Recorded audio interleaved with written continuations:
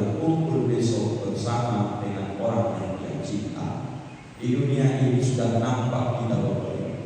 Sama siapa kita bergaul, siapa yang paling dicinta, apakah bergaul dengan orang soleh, orang baik, itulah kawan kita besok juga di akhirat. Di dunia ini berkawan dengan orang tak baik, itu juga besok yang akan Allah pertemukan di akhirat. Jadi hidup ini simpel saja. Kalau ingin kau tandai orang itu selamat, tengok gerak-geriknya di dunia ini. Sama siapa dia bergaul, selamat tulis surga.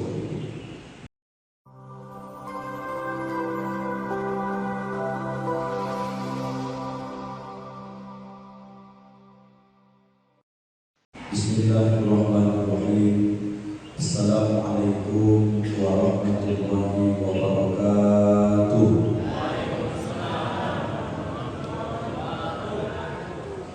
Alhamdulillahirabbil alamin. Allahumma shalli wa sallim ala sayyidina Muhammadin wa ala alihi wa sahbihi wa sallim ajma'in. Subhanaka la ilma lana illa ma 'allamtana innaka antal alimul hakim. Wa qala rabbi shrah li sadri wa yassir li amri wahlul 'uqdatam min lisani yafqahu qawli. Shadaqallahul azim. Allahumma baghina bid-din wa 'allimna at-ta'wil wa hdina ila siratikal mustaqim. Amin. Walhamdulillahi rabbil alamin.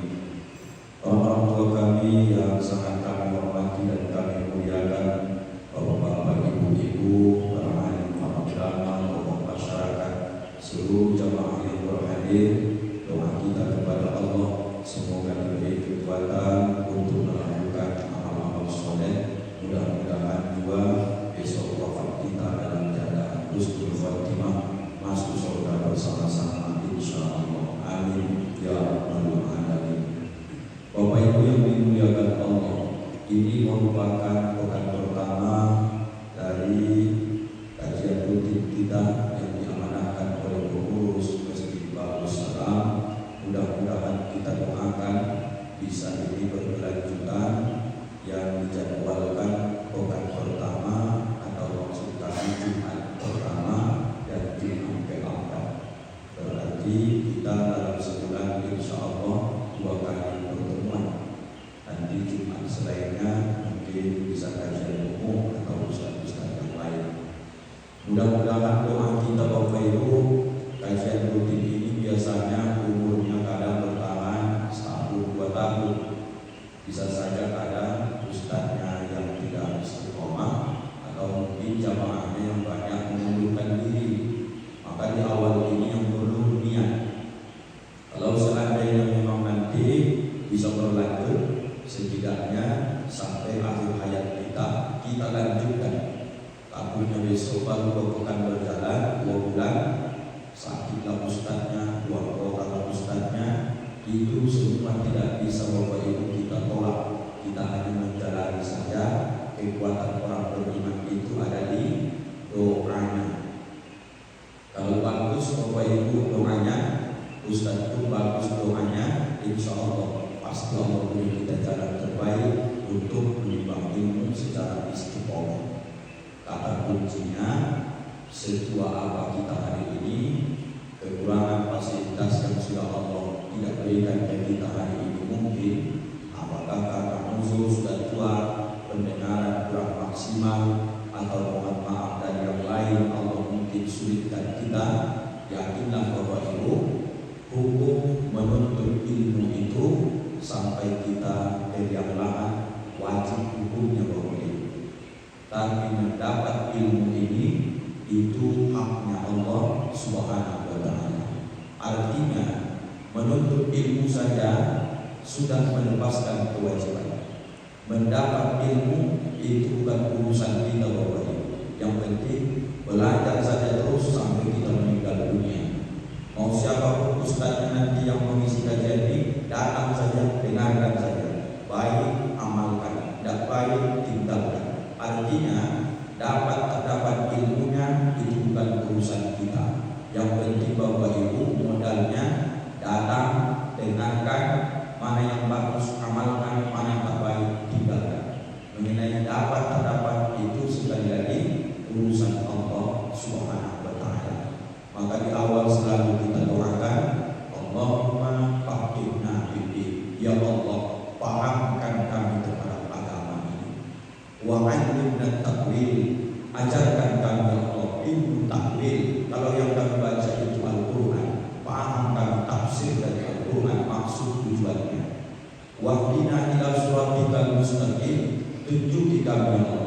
kepada jalan mustaqim yang lurus. Jalan siapa yang lurus itu Bapak Ibu? Tentu jalan para anbiya wal mursalin wal ulama wasiddiqin wassalihin. Maka sesuai hadis Nabi, al-mar'u ala man ahab. Seseorang itu dia akan berkumpul besok bersama dengan orang yang dia cinta. Di dunia ini sudah nampak kita Bapak Ibu. Sama siapa kita bergaul, siapa yang paling dicinta, apakah bergaul dengan orang soleh, orang baik, itulah kawan kita besok juga di akhirat. Di dunia ini berkawan dengan orang tak baik, itu juga besok yang akan Allah pertemukan di akhirat. Jadi hidup ini simpel saja. Kalau ingin kau tandai orang itu selamat, tengok terakhirnya di dunia ini. Sama siapa dia bergaul, selamat tulis surga. Bapak Ibu yang dimuliakan Allah, satu hadis yang akan kita mulai kita kaji pada subuh ini. Hadis-hadis ini kita pilih sesuai dengan kebutuhan dan keadaan kita hari ini. Jadi kita tidak urutkan mana yang mungkin kita anggap prioritas, itu yang akan kita sampaikan dan bisa kita amalkan. Kalau untuk sesitanya jawab dari waktu Bapak Ibu, kita tidak ada pada waktu subuh karena jamnya kita ini sekitar 20 menit dan juga jamnya hari ini masih dinas, masih banyak kita yang aktif untuk melakukan aktivitas baik pemerintahan dan sebagainya. Bapak Ibu yang dimuliakan Allah, kita baca hadisnya. Bismillahirrahmanirrahim. An Abi Hurairah radhiyallahu anhu qala, dari Abi Hurairah, mudah-mudahan Allah meridhoinya.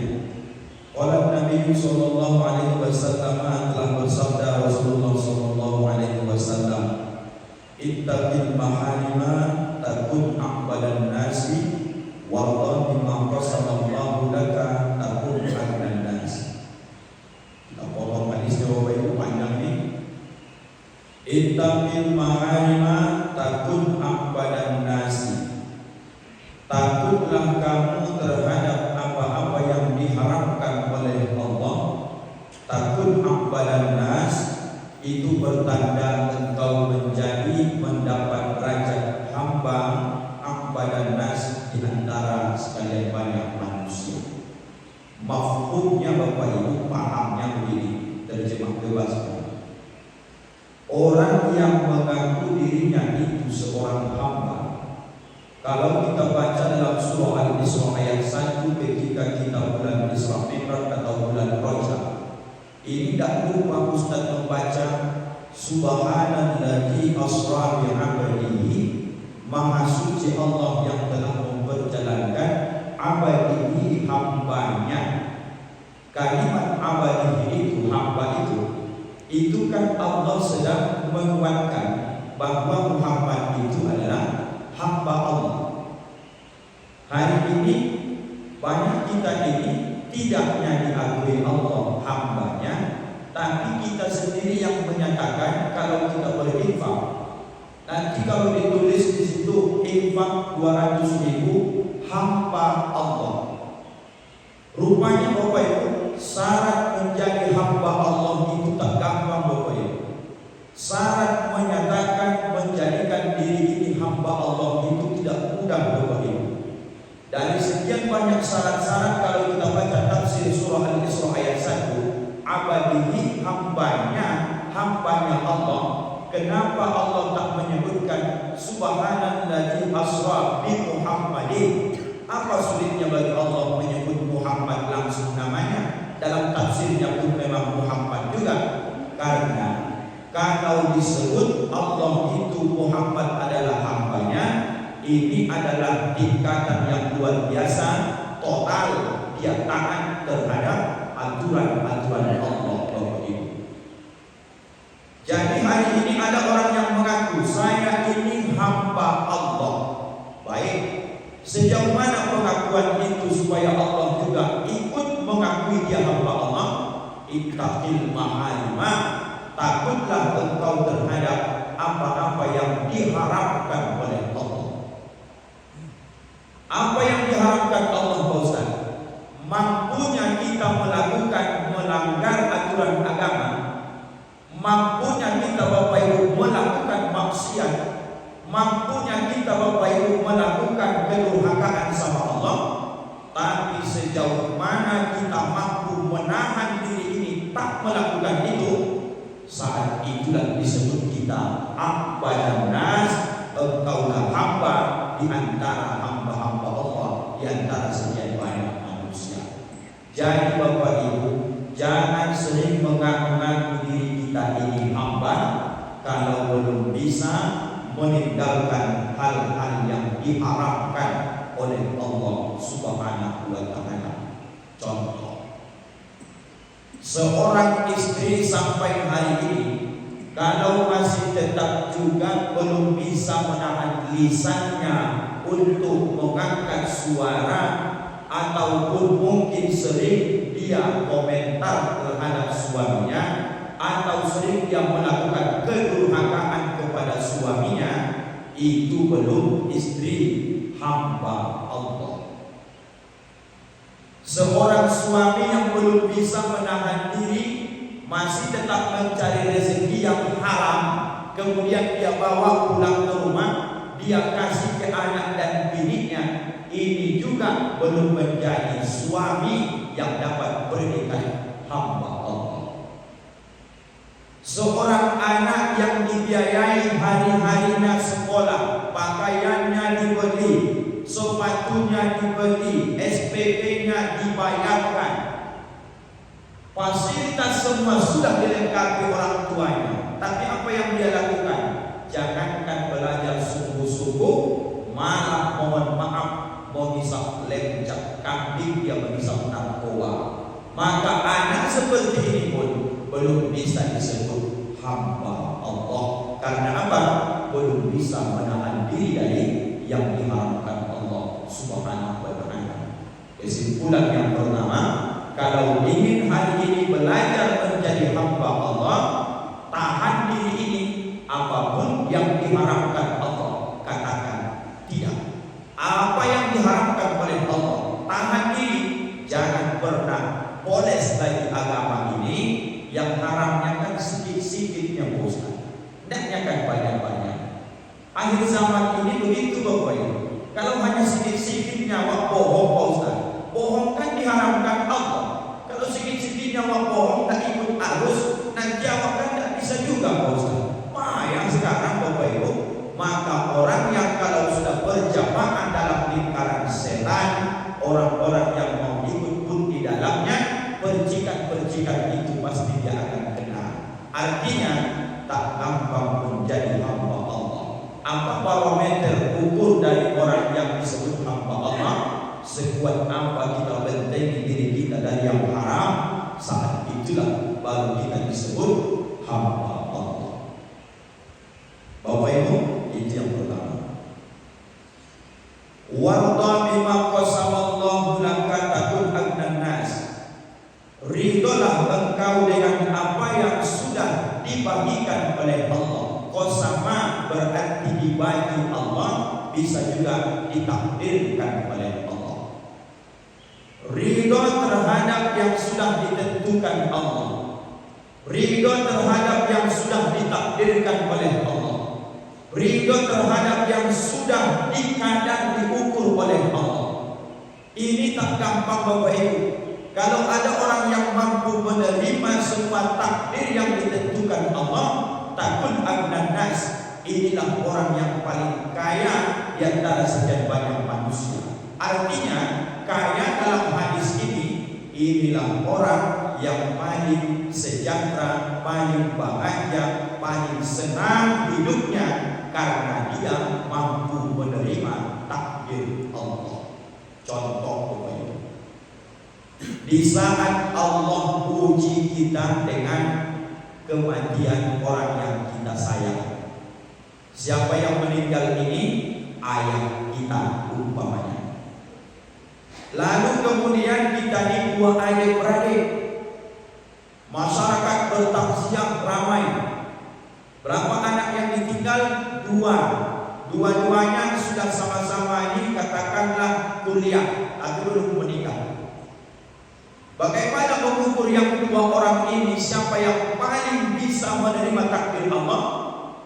Anak pertama ketika ayahnya diambil oleh Allah, orang yang paling dia cinta, menangislah sejadi-jadinya, pingsan bolak-balik, diantukkannya kepalanya ke dinding, sampai bolak-balik diingatkan oleh bertausiah. Nah, ikhlaskan almarhum ayah ini, jangankan dia, kita pun besok menyusulnya kayak beliau ini. Merau-rau makin menjadi-jadi tangisnya. Sementara anak yang kedua tidak ada bunyi tangisan suara sedikit pun, apalagi kata-kata yang keluar merata, tapi dia hanya diam. Bapak Ibu yang dimuliakan Allah, meleleh air matanya, menerima takdir Allah, tidak ada sedikit pun suara. Manakah di antara dua anak ini yang paling ridho dengan takdir Allah? Jawabnya Bapak Ibu, tidaklah menunjukkan seseorang yang meninggal ayahnya menangis merau-rau bertanda dia kehilangan yang luar biasa. Tapi sesungguhnya orang yang paling menerima keadaan itu, itulah orang yang paling berduka sebenarnya dalam hatinya. Jadi jangan tertipu dalam dunia ini Bapak Ibu. Kalau ada anak-anak ini meninggal ayah omahnya menangis luar biasa sampai pingsan, kesurupan dan segala macam, yakinlah ilmunya dia sebenarnya sedang menyesali. Pertama, tidak terima dengan takdir Allah. Yang kedua, selama ayah ibunya hidup, tidak maksimal dia berbakti kepada keduanya. Itu menunjukkan penyesalan. Maka ada orang meninggal, orang tuanya meratap dia, kenapa cepat kali ayah meninggal? Ya Allah, semalam masih begadang aku sama ayah, semalam aku masih dinasihati ayah, semalam. Penyesalan yang diungkapkan menunjukkan karena ketidakridhoan dengan takdir yang ditentukan oleh Allah. Jadi Bapak Ibu, kalau mau jadi orang yang paling senang hidupnya, paling tenang hidupnya, paling bahagia hidupnya, belajarlah kita hari ini. Ya Allah, aku sudah coba berikhtiar sesuai kemampuan yang Kau berikan kepadaku, tapi kesimpulan hasil tetap Engkau yang memberikan. Maka di saat tidak sesuai yang Allah berikan dengan harapan kita, belajarlah untuk diam sejenak, tidak berkata-kata, senyap Bapak Ibu, tapi ditahan di dalam, belajar menerima takdir Allah. Saat itulah baru kita peroleh kebahagiaan Bapak Ibu yang dimuliakan Allah. Kalau yang senang-senang saja dapat Bapak Ibu, sudah biasa kita hari ini. Fasilitas-fasilitas dakwah, fasilitas hidup, datang ke masjid, Hondanya ada, hujan pakai mobilnya. Tidak ada tantangan sebenarnya Bapak Ibu. Masjidnya cantik, jalannya ke masjid cantik. Kecuali yang di depan masjid ini, aku itu yang tak habis pikir aku bagi macam mana modelnya itu. Usulkanlah dulu. Awas di kajian masjid sakit berulang, bukannya di luar kota kajian Bapak Ibu. Usulkan dulu supaya aspal itu. Ada. Kapan aspal itu Pak? Barusan. Rusak mobil dibuatnya, awal rusak Bapak Ibu. Ini gara-gara takdir Allah juga ini kan. Belajar menerima aspal yang bolong-bolong, belajar menerima debu yang banyak, itu juga bagian dari wallahu bima qasaballah. Belajar menerima takdir Allah. Tapi itu takdir Allah yang dibuat-buat Bapak Ibu, yakinlah. Tahu Bapak Ibu takdir yang dibuat-buat? Adanya anggarannya itu, cuma tak kemana-mana mereka buat. Itu maksudnya Bapak Ibu. Siapa yang mampu Bapak Ibu ketika dia kena musibah, ketika diuji oleh Allah, tidak ada ucapan sumpah serapah dari lisannya, tidak ada keluh kesah yang keluar dari lisannya, tapi kita yang melihat kunjungan, beruntung masalah itu Allah berikan sama dia, dia nampak wajahnya teduh saja, diam saja, ditanya pun, "Semana kabarnya?" Alhamdulillah. Loh, ibu yang dapat musibah, ibu yang beruntung masalah dibuat Allah, kok bisa senyumnya? Apa resepnya? Apa kata dia? Kenapa lah harus komplain sama Allah? Jangankan dia, dunia ini pun dia yang punya. Apa yang harus awak komentari sama Allah? Jangankanlah masalah rezeki yang tak dikasihnya sama awak banyak, sedangkan nafas awak pun dia yang punya. Ya terserah Allah lah. Awak sudah ikhtiar, nak dikasihnya sesuai harapan. Apa yang masuk ke dalam hati seorang hamba ini? Syukur selalu dia utamakan, berbaik sangka sama Allah, takut amnan nas. Allah kayakan hatimu bahwa ini yang dimuliakan Allah. Ustaz ini makin banyak syukurnya, makin bahagia hidupnya. Syukur dalam tanda petik, belajarlah selalu untuk berbaik sangka sama Allah. Apapun yang diberikan Allah, belajar untuk diam menerima takdir Allah. Inilah puncak keimanan seorang yang taat kepada Allah. Kalau hanya meninggalkan yang haram, itu baru bisa menjadi hamba Allah. Tapi ketika menerima takdir Allah, mau baik mau buruk, belajar menerima dengan betul-betul sabar, diganti sabar dengan syukur, maka di saat itulah abdan nas, hatimu akan dikayakan oleh Allah Subhanahu wa taala. Bolak-balik Bapak Ibu kita sholat, tidak sekali dua kali kita mendengarkan ayat yang dibaca Pak Imam kita. Apa dibacanya? Inna ma'al usri yusra. Sesungguhnya beserta usri, kesulitan itu, yusra, pastilah ada kemudahan. Dalam hidup ininya Bapak Ibu berulang-ulang, susah, senang, siang, malam, laki-laki, perempuan. Apakah ada orang dari lahir sampai mati susah saja Pak Ustaz? Tidak Bapak Ibu. Nyatanya tetanggaku begitu Pak Ustaz. Bohong. Yang betul adalah nampak zahirmu memang susah dia dari kecil sampai dia mati. Pada dasarnya Allah letakkannya saat dia susah kau tengok, sebenarnya kalau dia syukur bahagia yang dibuat Allah hatinya Bapak Ibu.